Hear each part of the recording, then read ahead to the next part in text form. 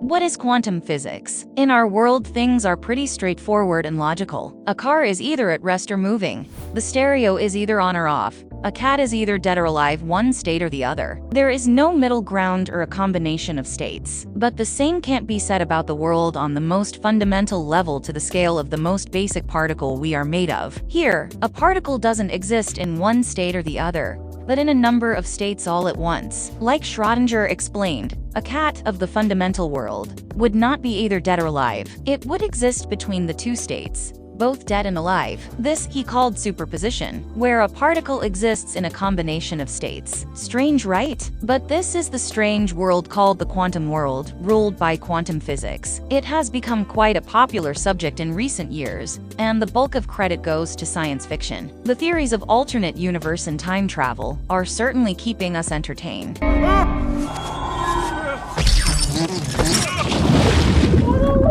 But what exactly is this subject that is feeding the world of sci-fi with content? So what is quantum physics? Quantum is a Latin word whose literal meaning is how much, but is used for talking about the minimum amount of some physical entity. Aptly, we use it to represent the most elementary particles, which are the basics or the minimum of this big world. So, quantum physics deals with the foundation of our world: the electrons in an atom, the protons inside the nucleus, the quarks that build the protons, the photons that we perceive as light, etc. These constitute everything that we are made of: matter and energy. That sounds pretty simple, right? Then how is it any different from regular physics? The regular physics is the physics that deals with Newton's laws of motion and its related mechanics. It is called classical physics. This makes up the physics of our day-to-day ordinary lives: the rolling of balls, the rotation of the earth, the mechanics of engines, etc. But if this physics is so wide-ranging, why was it so insufficient? Let's go back in time to the 1900s to watch the birth of quantum physics. This was a time when scientists were still unable to understand the observations of the photoelectric effect. Simply put,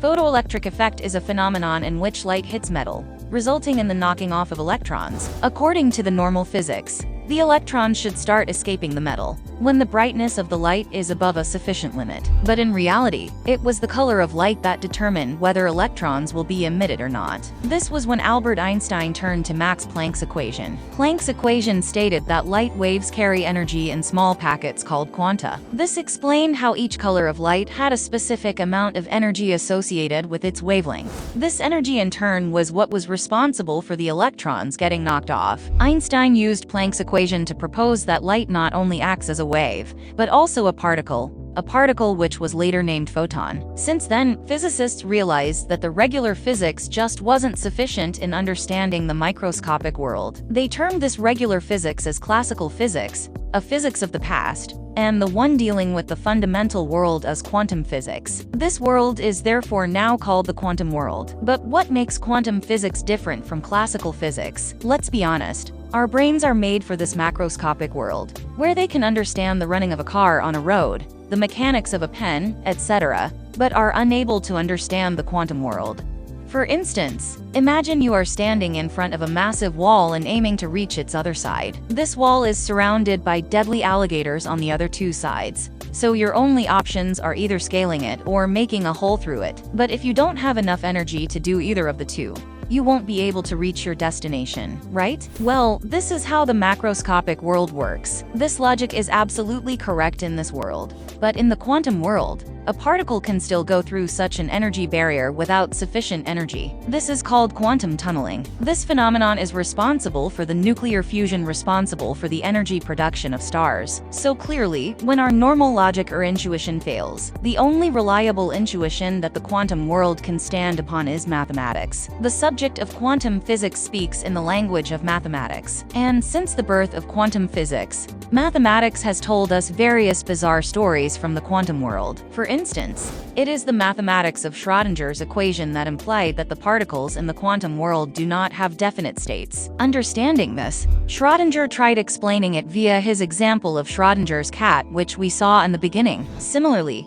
it is mathematics that implied that the states of two particles can even intertwine in such a way that even after separating, quantum states of these particles would remain connected. This phenomenon is famously known as quantum entanglement. We have often seen the dramatization of unusual quantum phenomena depicted in our macroscopic world through movies and TV shows. Take, for instance, the Marvel Universe. Marvel movies are famous for their heavy use of quantum physics, at least the words if not the physics sometimes.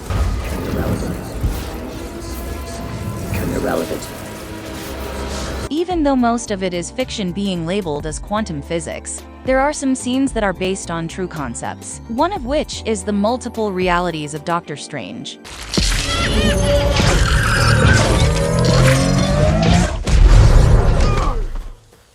First, let's understand the quantum physics it is based on. This subject deals with particles in terms of probabilities. For instance, while talking about the position of an electron, a physicist will say, the electron is most probable to exist in this range of length, say between 1 to 3 units. But the same thing can be interpreted as electrons existing in different realities at different positions in the possible range. So, it can exist at 2 units in one reality while at 3 in another reality, or any other possible number between its most probable range. In short, there are many realities covering each possible position of the particle. See mathematics and its implications again. A massive magnification of this concept is what we see in Doctor Strange's multiple realities. Each possibility of a reality is a separate universe in itself there, and hence they have multiple universes. Another very famous use of this concept is in our beloved movie, Endgame, for its idea of time travel. The movie understands that if we change the past, the future will also be changed. So if they go back in time and kill Thanos, who will bring the apocalypse? And why will someone travel back in time to kill him then?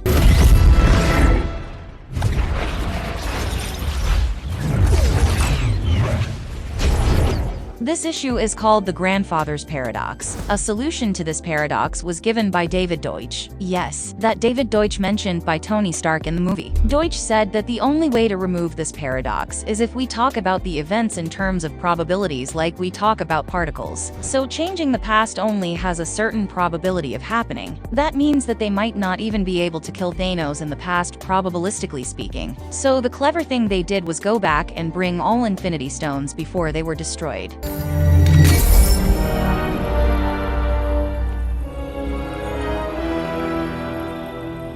Then returning them to the same time to avoid any change due to the missing stones. One must admit that it was indeed clever. You bet. Going quantum. 3, 2, 1. The growing importance of quantum physics has certainly fed a lot of fiction to the general masses, but it has also become necessary. It has assimilated itself into other domains of science and is still expanding. For instance, quantum computers are aimed at doing tasks that are too complex for a classical computer. There is heavy stress on building a better communication system using quantum physics for better safety and privacy. The energy production via a nuclear reactor could only be possible due to the study of nuclear fission via quantum physics. It is also deeply ingrained into the subject of astrophysics. After all, the best way to answer the questions of the universe is if we understand its building blocks. But regardless of whether we understand this subject or not, it is certainly growing in importance. With more of it to come, it is safe to say that it will soon become an integral part of our lives. Thanks for watching. See you on the next one. Oh, and don't forget to subscribe.